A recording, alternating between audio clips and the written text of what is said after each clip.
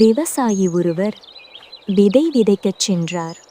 சில விதைகள் வழியோரம் விழுந்தது. பறவைகள் வந்து அதை தின்றுவிட்டன.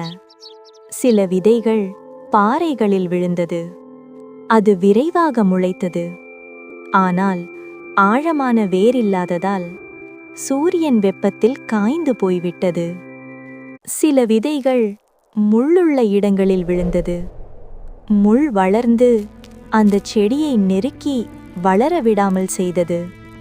ஆனால் சில விதைகள் நல்ல நிலத்தில் விழுந்தது. அவை வளர்ந்து 30, 60, 100 மடங்கு விளைச்சலை கொடுத்தது. இந்த கதையின் உள்ளர்த்தம் என்ன? இந்த விதை தேவனுடைய வார்த்தை. இந்த நிலம் நாம் தான். சிலர் வசனத்தை கேட்கிறார்கள், ஆனால் புரிந்து கொள்ளவில்லை. சாத்தான் அதை எடுத்துக்கொள்கிறான். இவர்கள் வழியோரம் விழுந்து பறவைகள் சாப்பிட விதை மாறி இருக்கிறார்கள்.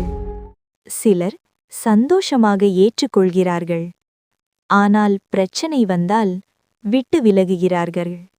இவர்கள் பாறைகளில் வேரில்லாமல் முளைத்து காய்ந்த செடி மாதிரி இருக்கிறார்கள். சிலர் வாழ்க்கை கவலைகள், பண ஆசைகள் காரணமாக வசனம்படி நடக்கவில்லை. இவர்கள் முள்ளுக்கு இடையே வளர்ந்த செடி மாதிரி இருக்கிறார்கள்.